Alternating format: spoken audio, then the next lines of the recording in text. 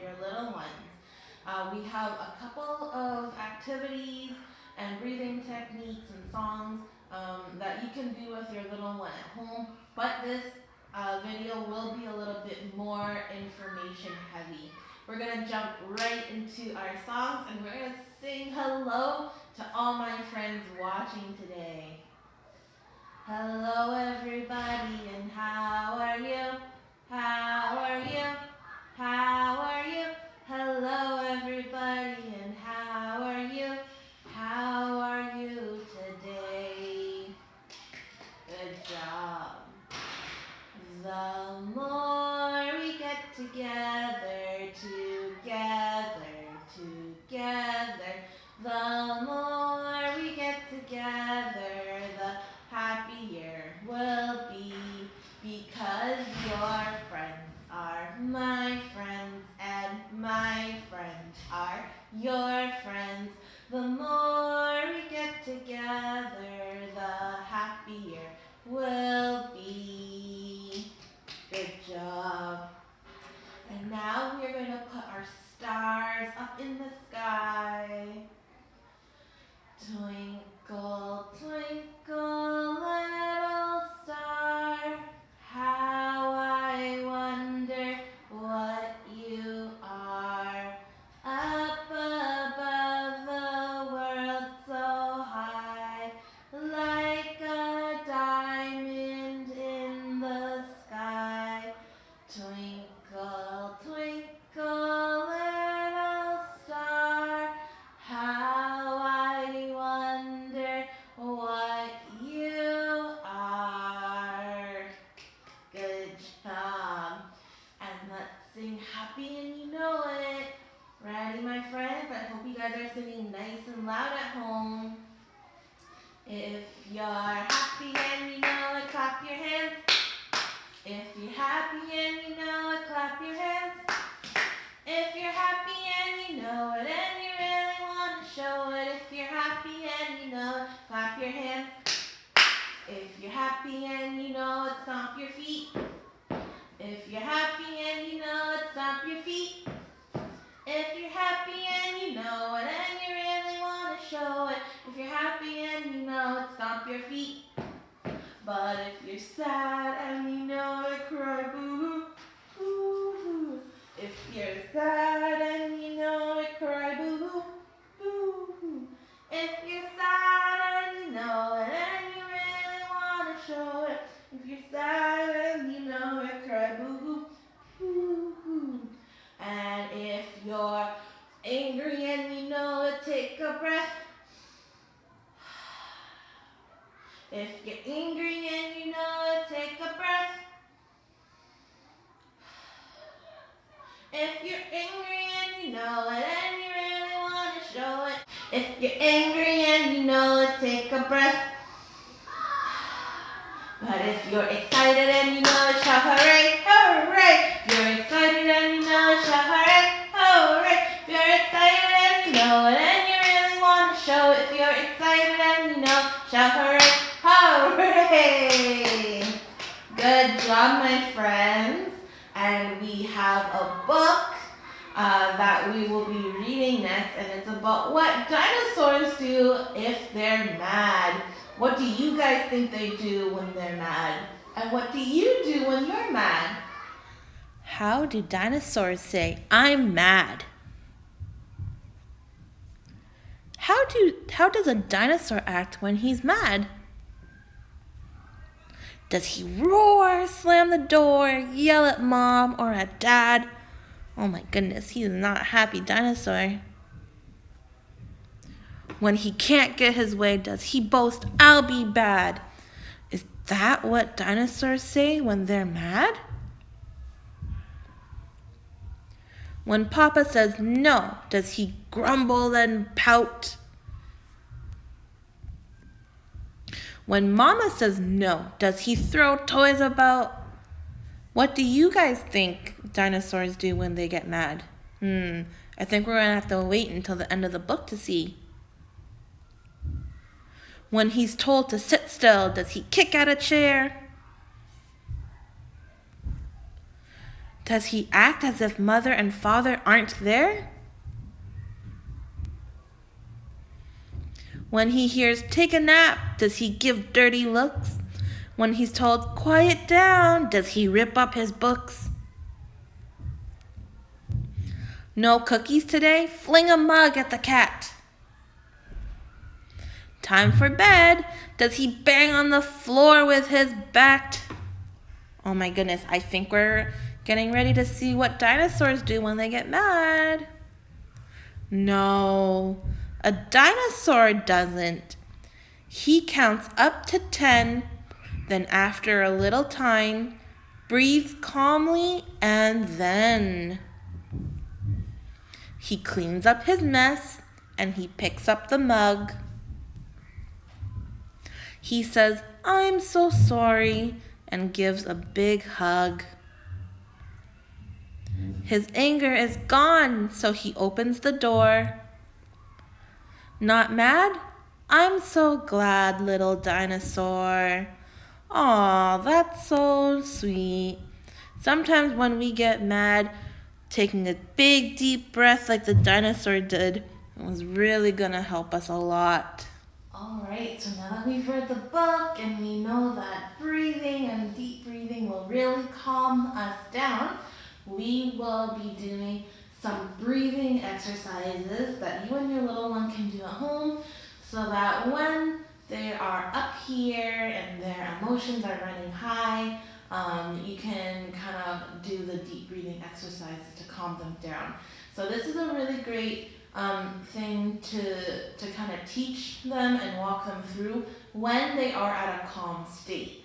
So that way when they do get a little bit excited or angry, then they can use it. Not the best time to teach them deep breathing exercises when their emotions are already up here. You want them at a nice calm level. Teach them, and then that way you can kind of walk them through the process when they are getting angry. So we're going to go through 9 different breathing techniques.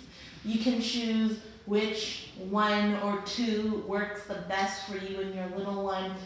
Some of these will be a little bit more appropriate for your older children. Some might be a little bit more appropriate for your younger children.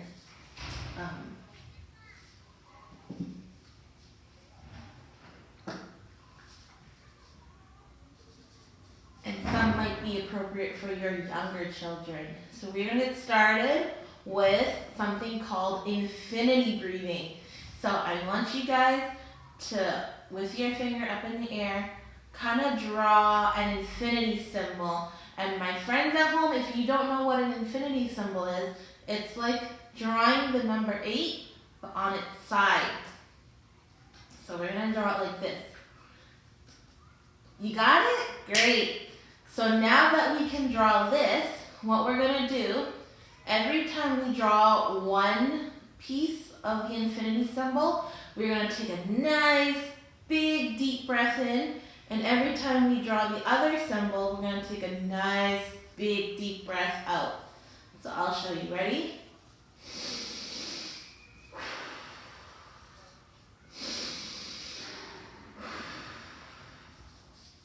So all of these breathing exercises that we'll be doing, and especially the infinity symbol one, it's just a visual cue of when they should be breathing in and when they should be breathing out.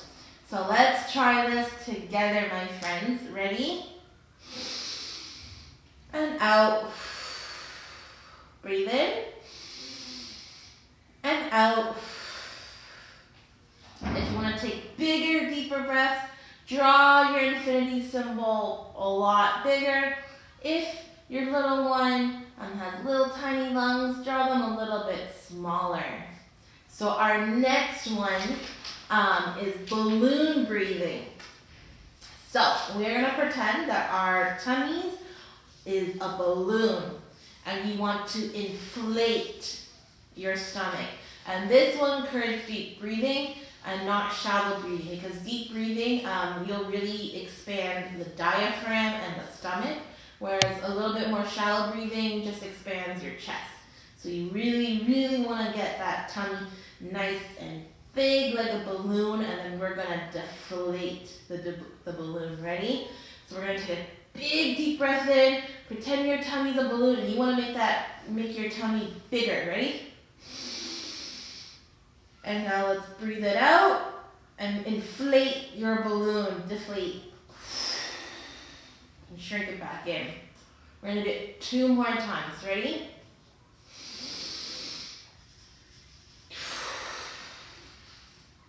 And 1 more. I want you to take the biggest, deepest breath you can do. In through your nose, out through your mouth. Ready?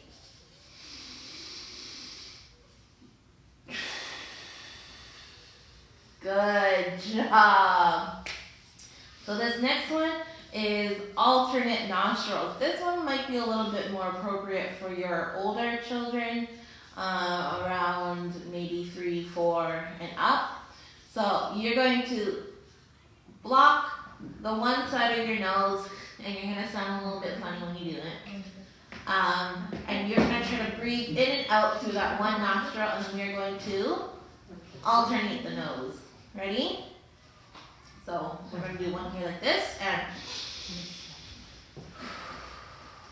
make sure you're only breathing with the one side of your nose, so make sure your other one is blocked nice and good. And now we're going to do the other side. Ready? And this one you're going to breathe in and out through your nose. One more time. Ready? And good job. So this next one is 4-count breathing. We are going to breathe in for a count of 4. We are going to wait and hold our breath for a count of 4. And then we are going to slowly let out our breath for a count of 4. So it looks like this.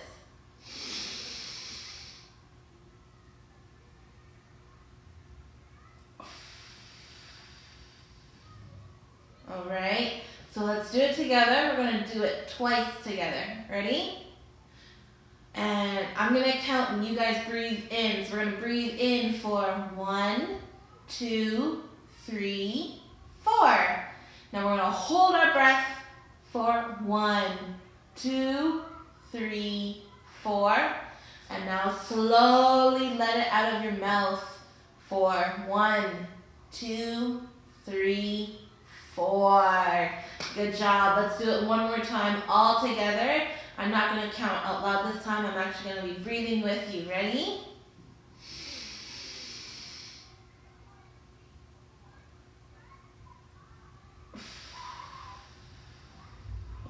Good job. So again, this one might be a little bit more appropriate for your older ones, because your younger one might not be used to holding their breath for a count of 4. Also, it does take time to get your lungs to breathe in for that long of a period, which is why this next one we're going to be doing counting breathing. So I'm going to count to 10, and every time when I say 1, I'm going to breathe in. When we go 2, I'm going to breathe out. 3 in, 4 out, so on and so forth. So for example, I'm going to use my fingers to count to 10, and I will tell you when to breathe in and out. So like this. Breathe in, breathe out, breathe in, breathe out, breathe in, breathe out, breathe in, breathe out, breathe in, and breathe out. So this is great for small lungs, your younger child, because that way they're not having to take such a big, deep breath. It's a little bit more appropriate for their lung size. So let's do it together. Ready?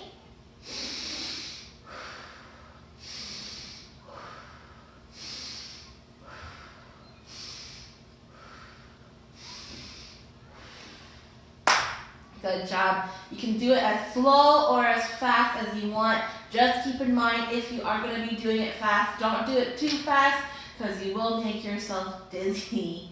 And now this next one is called Take 5 breathing. So this is kind of in the middle of the one that we just did and our counting breathing, where we breathed in for 4, held for 4, and breathed out for 4.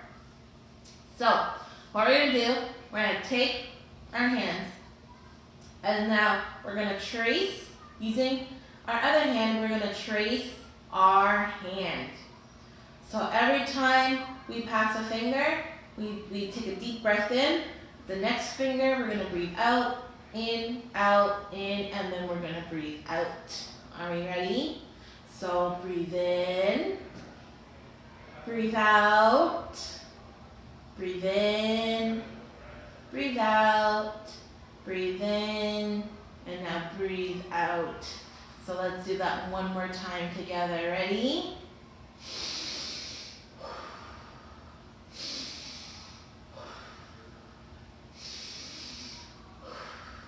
Good job.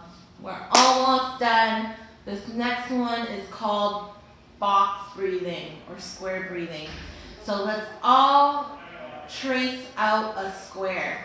So let's make a big square. Ready? We're going to go across, down, across, and up. Can we do that a couple more times? Ready? Across, down, across, and up. Good job. And now what we're going to be doing, we're going to breathe in every time we go across, and we're going to breathe out every time we go down or up. So it's going to look like this. We're going to breathe in, we're going to breathe out, we're going to breathe in, and then we're going to breathe out. As always, we're going to breathe in through our nose and out through our mouth. So let's try it a couple times. Ready?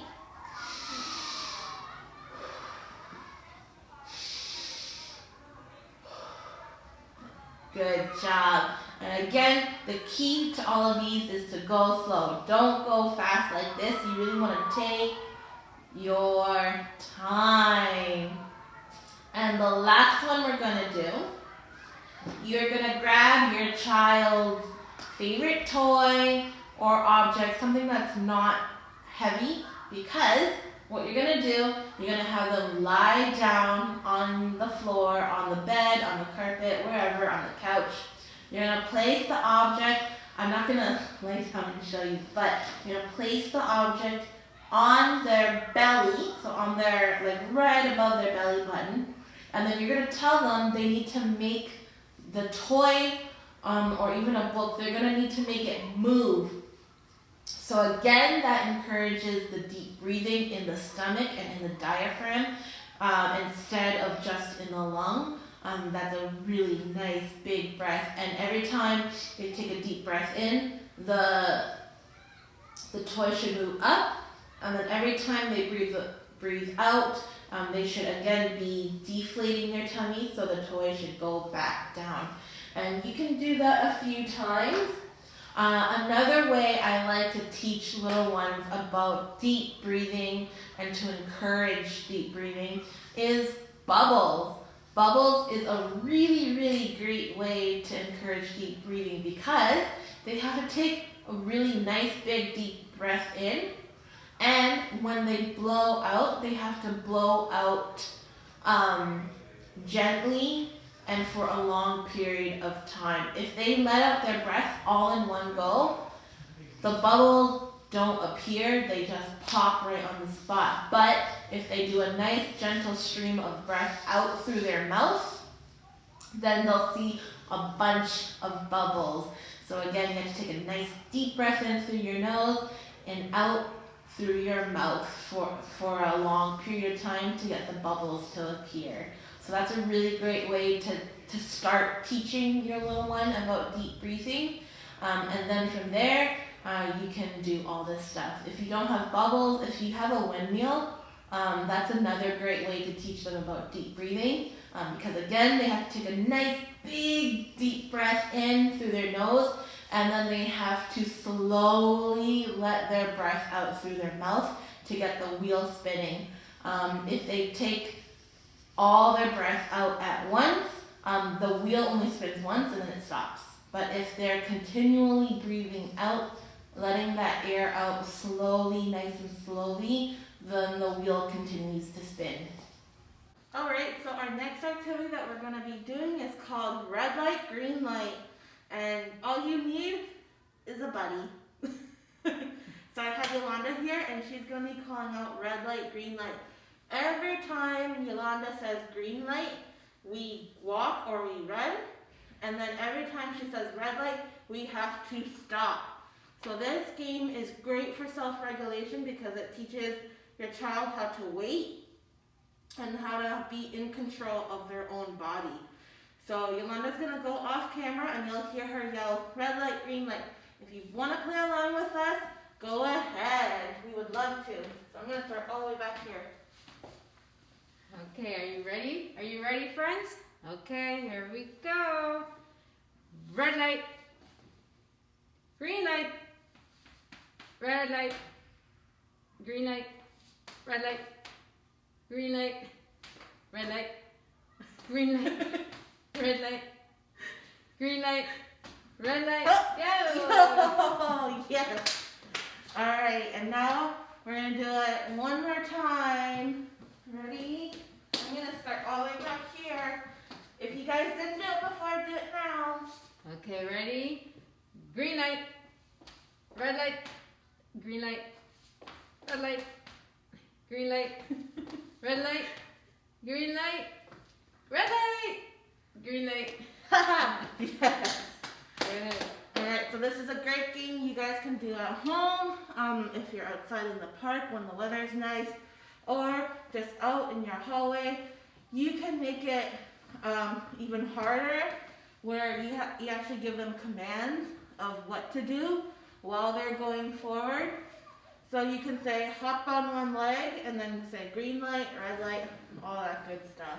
So these next couple of pictures and images that you'll see on the screen can be found on Pinterest and Google, but these are just really great ways to remind your little one what they can do what they can do when they feel mad, and it validates their feelings while giving them strategies that they can use to promote healthy ways of expressing themselves. So for example, this poster says, it's okay to feel mad. When I feel mad, I can do the deep breathing, like the exercises that we did before. We can say how we feel, so using our words. We can take a bit of a break, and time in is a very important skill to have because it lets your little one kind of be in control of their own emotions and their bodies. So it's great when they can say, I need to take a break, and that they don't hit or scream or hide or run away, and that they need to stay calm and think of how they can fix the problem. On this one too, it talks about feeling frustrated, which can also mean when they're angry. They can take a walk, they can do deep breathing, they can count to 5 or to 10, they can read a book, they can stack blocks, and again, taking a break. Sometimes your little one just needs a break from the activity that they were doing that got them mad, or whatever the situation they were in. They just maybe need a little of a break and a little bit of a cuddle for a couple minutes, and then they are ready to go back in. That allows them to regulate their own emotions with your help. Also, letting them know that it's okay to feel scared too. Scared is one of those emotions that we really don't talk a lot about. They can hold something comforting that they feel is comfort to them. They can talk about why they're feeling scared. They can ask for a hug if they feel comfortable. Again, deep breathing, talk to an adult, or they can go to a safe place. If you are religious, you can pray too. If not, going to a safe place and talking to an adult is always a good way. Same thing for feeling sad. It's okay to feel sad, and when we do feel sad, we can talk about it or color or write about my feelings. We always say, especially in early childhood, art is a great way for your little one to express their emotions. Sometimes maybe they don't have the language to put it into words, or they don't have the skills to kind of regulate their own emotions, which is okay because they're still young, they're still working on it, and it's up to us to kind of help them through it. But art is always a great way that they can express themselves emotionally as well. Ask for a hug, they can make something, and cry, because it's always okay to cry. This is just another way that they just need a calm body. When they are in a calm state, that is when they are open to learning, open to conversations. When they are calm is when you can talk about what had happened, validate their feelings, but then also talk about the consequences.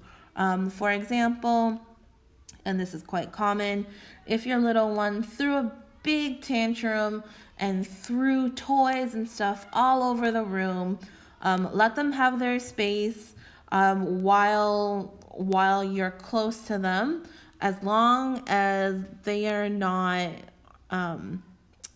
in harm's way of themselves or to others. Let them have their space, but as soon as they have calmed down, talk about what happened, why they got angry, but then also tell them, because you started throwing toys around, you now need to clean it up. And make sure that you are consistent with that, because they also need to know that their actions have consequences. And for this example, because they threw the toys, they now have to clean it up by themselves. So using a calm body, they need to keep their hands to themselves, stay in a safe and quiet area. If you are able to, what I like to do is have a nice calm corner that is comfortable. So having some pillows, some books that they can read while they calm down, and like a nice little space so that they can take a time in with you and get them to calm down, sit down. Fidget toys we'll talk about a little bit later too. To keep their feet on the floor. Again, hands to yourself and feet on the floor are just safety things. And expressing my feelings calmly, which will take time. So like I mentioned just now, fidget toys is a great regulation tool that you can use.